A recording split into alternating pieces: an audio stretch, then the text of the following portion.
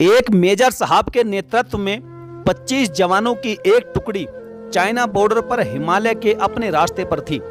बेतहाशा ठंड में मेजर साहब ने सोचा कि अगर उन्हें यहाँ एक कप चाय मिल जाती तो आगे बढ़ने की ताकत सी आ जाती।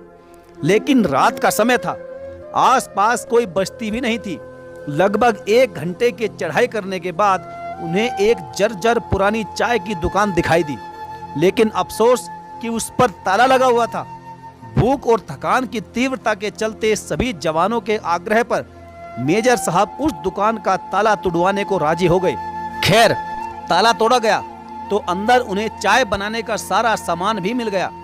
जवानों ने चाय बनाई और साथ ही वहां पर रखे बिस्कुट आदि खाकर खुद को राहत दी।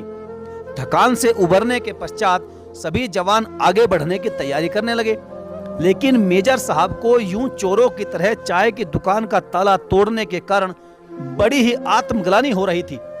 उन्होंने तभी अपने पर्स में से 1000 रुपए का नोट निकाला और चीनी के डब्बे के नीचे दबाकर रख दिया तथा दुकान का शटर ठीक से बंद करवाकर आगे बढ़ गए।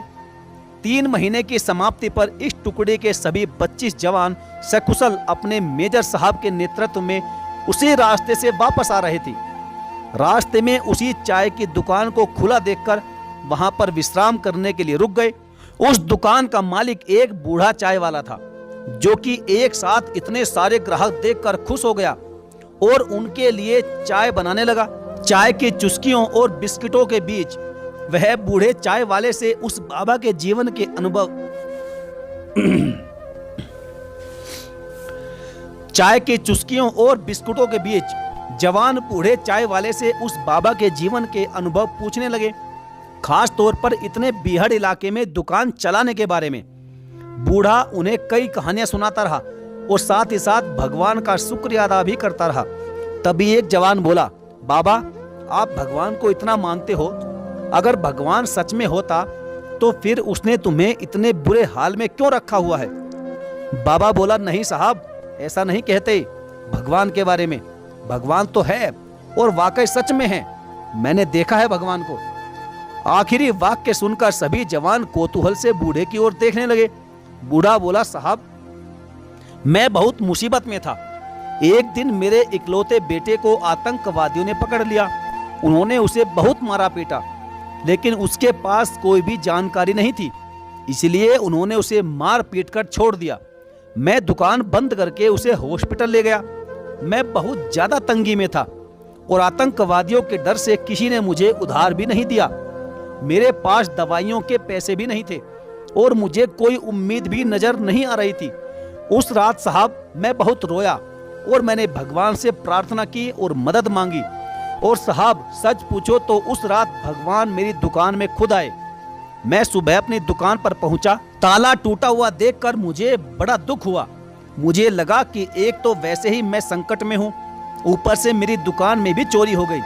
लेकिन साहब, भगवान है, वास्तव में है। बूढ़ा फिर अपने आप में बड़बड़ाया। भगवान के होने का आत्मविश्वास उसकी आंखों में साफ चमक रहा था। यह सब सुनकर वहां सन्नाटा छा गया। 25 जोड़ी आंखें मेजर साहब की तरफ देख रही थी, जिसकी आंख में उन्हें अपने लिए स्पष्ट आदेश था कि चुप रहो। मेजर साहब उठे, चाय का बिल अदा किया और बूढ़े चाय वाले को गले लगाते हुए बोले, हाँ बाबा, मैं जानता हूं भगवान है, सच में है, और तुम्हारी चाय भी बाबा शानदार थी। और उस दिन उन 25 जोड़ी आंखों ने पहली बार मेजर साहब की आंखों में चमकते पानी के दुर्लभ दृश्य का दर्शन किया। और साथियों, सच्चाई यही है कि भगवान तुम्हें कब किसी का बनाकर कहीं भेज दें, यह खुद तुम भी नहीं जानते। बस तुम्हें ऊपर वाले पर पूर्ण विश्वास रखना होगा और विश्वास करना होगा कि वह हर वक्त हमारे आसपास है, हमारे साथ है, वह हमारा है और हम उसके हैं। साथियों, कुपवाड़ा सेक्टर में तैनात एक जवान द्वारा शेयर की गई यह एक सच्ची घटना है। कहानी आपको कैसी लगी, आप हमें कमेंट करके जरूर बताएं।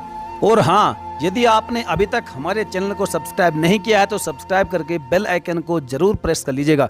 तो चलिए साथियों, मिलेंगे फिर और किसी दमदार कहानी में। तब तक के लिए धन्यवाद। जय हिंद।